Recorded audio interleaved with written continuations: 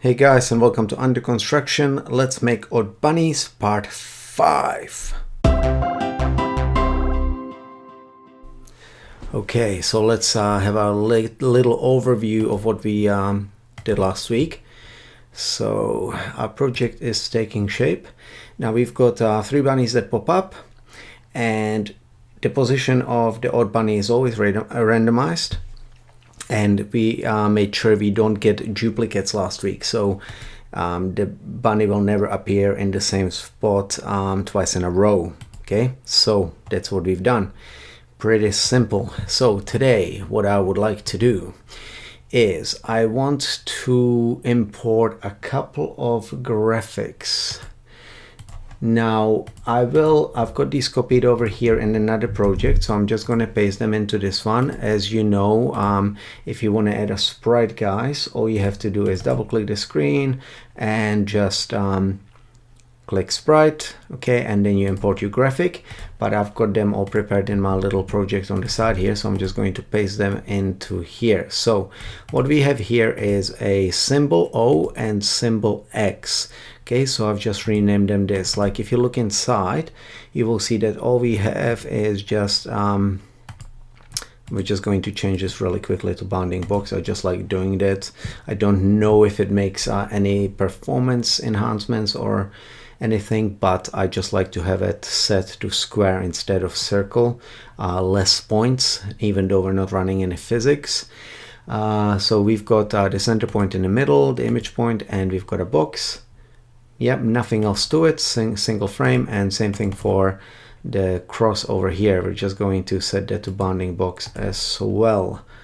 Okay, now same thing, single image. Okay, so what we're going to do is both of these have a tween behavior and a fade behavior. Okay, so again, to add, you just type in what you want to add. So for example, we'd go tween, because it's already added, doesn't appear, and same thing with fade. Okay, so on our fade behavior, we have basically we don't want these to fade in, we want them to only fade out. All right, so they will appear, they will move up.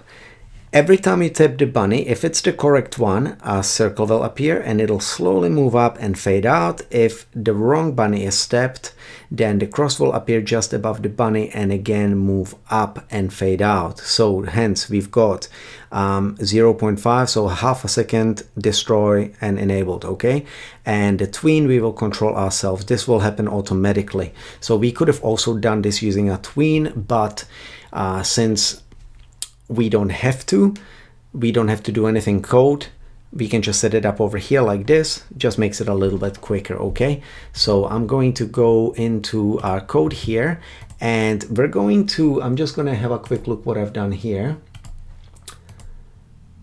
We are going to basically change this part here. Right now what we have is, if you touch the bunny and no tween is playing, then if the bunny is odd, then we call hide, otherwise nothing happens. So I'll just show you that again. Okay, if we tap on a bunny, so let's say these two are the same and this one is the odd one. If you tap on one of these, nothing will happen, and only if you tap on the odd one, something will actually happen. So what we want to do now is we want to make sure that if the bunny is odd, okay, then we are going to hide it and show the circle symbol that moves up. And if it's not odd, then we're going to show the cross symbol. Okay, so we can easily do that by going else. We're going to keep that here, and we're going to hide the bunnies regardless. So on both of these, we're going to hide the bunnies, but we're also going to do some other stuff. So for example, in this one here, we're going to create add action system, create object, and it's going to be our symbol O. Okay, and we're going to create this at content, layer content, so quotation mark and content, and we're going to create it at what I'm just gonna run this over self.y minus 6. So I'm going to leave the 0 and 0 and 0 for now, and I'm just going to explain what we're going to do. So because we want it to appear just above the bunny, if you click on the bunny, you see that its registration point is down at the bottom here. Now the bunny itself is 160 wide and 216 tall. Okay, so if you want it to appear above the bunny, it needs to be at least 216 for it to appear here. Okay, so if it's 216, it'll be somewhere around here. All right, now obviously if you put in more, then it's going to be a little bit higher. So what we need to do is we want to create it first, and what I've got here is I basically set it to the bunny's x, which is the center. Okay, this is the x-axis, and then y-axis I've set it to minus 192. So we don't need to go here, sorry. Back here, so content at bunny.x, and here we're going to go bunny.y. As you see, you can type it in just small case, and it will change it for you, minus 192. So obviously, because the coordinates start in the top, okay, we start at 0 0 and increase x and increase y. So if we're going up, we're subtracting y. Okay, so minus, so that means up further. Okay, so we're going to create our symbol here, and then what we need to do just simply is tween it. Add another condition, sorry, action. I keep getting that mixed up. Action, and we're going to add the tween, one property only, because we're moving the y only, and we're going to move it, what did I say here, minus 96. So we're just going to say y property, and we're going to move it from where it was created. So we're going to go self.y, its own y coordinate, minus 96. Now, as you see, I like using the whole, 8, 16, 32, 64, 96, 128. You don't need to do this. Again, I do this because of a grid thing that I often use. I try and set my grid to the multiples, okay? And you guys don't need to do this. It is completely up to you. It is just a convention that I've created for myself, and I like doing that because everything 640 divides nicely by 2 and 4 and so on. So it makes it nice to make a grid like that. We'll just change this to 0.5 seconds. So that's the same as the fade out, and we're going to make it out quadratic, which means it's going to start at full pace and slow down as it gets towards the end, okay? And we don't need to destroy it because that already happens on the fade. Now, what was I talking about before? Let's just have a look. Okay, I've lost my track of thought, doesn't matter, I'll get back to it if I remember. Okay, so let's just test that. That was the correct bunny. So that's the wrong one, and as you see, that happens perfectly. Okay, now what we need to do for the hide one is we want to do a little screen shake effect. And to do a screen shake effect, we need to have a little symbol that we need to add a behavior on, and behavior is scroll to. Now I've created a little symbol. Again, I'm going to include this in the assets for you guys, and this is basically the symbol that I use as my camera. Now I'm going to paste that on the content layer again, and we're just going to put that right in the center. Okay, so it needs to be at 320 and 480, which is the center of our screen. So that's right there. Now I call this cam. I didn't name it yet, so let's call it cam, like camera, and it has the scroll to behavior. Okay, so again, to add that, you just add a new behavior, type SC into the thing, into the search box here, and it'll pop up for you. Okay, and so we've got the scroll to behavior already on there, and all it has is enabled, so leave that on. And what we're going to do is, if you click the wrong bunny, then we're going to add another action, and we're going to go cam, and we're going to go shake. That is one of the actions that scroll to allows you to do. You can also do a follow follow the sprite. That way you can have a camera that follows around different rooms or a platform game, etc. But for today, we are just using the shake function. And if you click that, then you'll get some options. So magnitude is how much it shakes. So this is in pixels, so it'll shake it by 20 pixels and then reduce. As you see here, it's got reducing magnitude. So it's going to shake at 20 pixels and slowly get smaller over 0.4 seconds, so almost half a second. If we picked constant magnitude, then it would do the same thing, shake at 20 over 0.4 seconds, but in this case, it would keep shaking at 20 pixels instead of reducing the size of the shake, okay? This is more natural looking, so we'll just leave it at reducing magnitude, okay? Done. And now if you click the odd bunny, then we should see, okay, see how there was already a shake? I'll explain why. Now, if you click the wrong bunny, which is not odd, then you see that we already have the screen shake. Now, as you saw before, because I was tapping, and I'll give you an example, because the button here is situated over where one of the bunnies is lying, you will see a screen shake, okay? Because it's already picking up that we're tapping a bunny, and it's not odd. So what we need to do to fix that, which it's actually very, very simple, we need to make sure we add a little variable here. And wait a second, so add global variable playing. And playing's not spelled like that. My fingers are going everywhere tonight. And playing is going to be a boolean, so it means true or false. It's going to start off false. I'm just going to drag it over here. So playing, and we're going to set playing to true only after we show the bunnies. But now, because I'm trying to keep the events down to 25, and we don't want to have too many of these events, because otherwise we won't be able to fit it into the free version.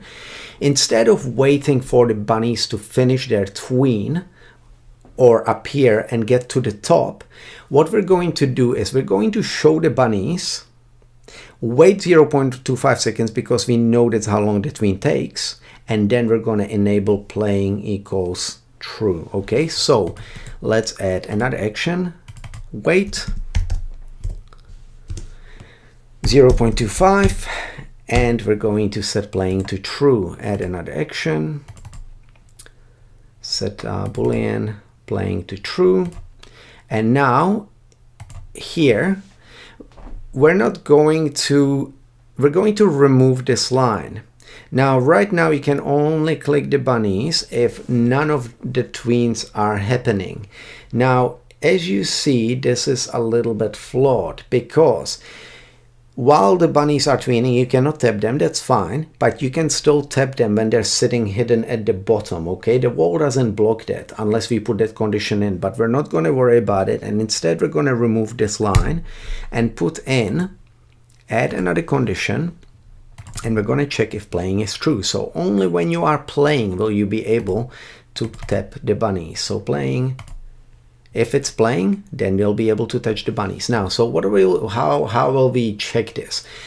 Every time you tap a bunny, okay, it will get playing will get called set to false. So over here on touch bunny, if it's playing, we're just going to go add condition. Sorry, add action, again, messing it up. So these are actions. set boolean playing to false. Okay, so as soon as you tap the bunny, you won't be able to tap it anymore or any of them until playing is set to true again. Okay, all these things will happen that are down here, the sub events and everything. And when we show the bunny again, see here, we know that again the show takes, if you look here, to show the bunny, it takes 0.25 seconds. So we're just going to copy these two lines, simple as that, and just put it down here like that, okay? And so show 0.25 seconds wait, then playing to true. Now this should work perfectly. Okay, so we've got that, shake.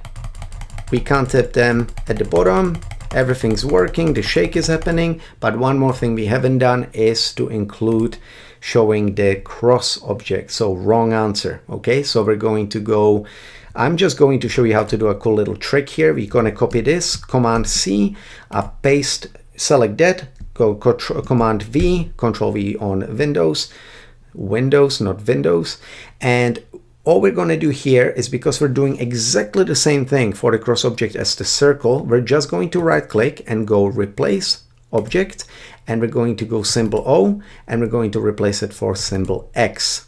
Now that's just swap the object for you, kept all the same actions and everything. Okay, now we're going to do the same thing with this line. We're going to go Command C and Command V, and we're just going to go replace object and symbol, and we're just going to select symbol X. So for that one, didn't ask us which one, it just allowed you to swap it straight away. So now everything should be working perfectly. So as you see, we've got we hide the bunnies, we create the symbol. In this case, next week we will also add some scoring. Okay, now in this we'll possibly add a deduction of time. So we'll add a timer, and if you click the wrong bunny, we're going to have some time subtracted from your timer, which might be 30 seconds, whatever you set it to, and basically a penalty, screen check happens, and we hide the bunnies anyway. Okay, and no score gets added, obviously, because you know you've made the wrong answer,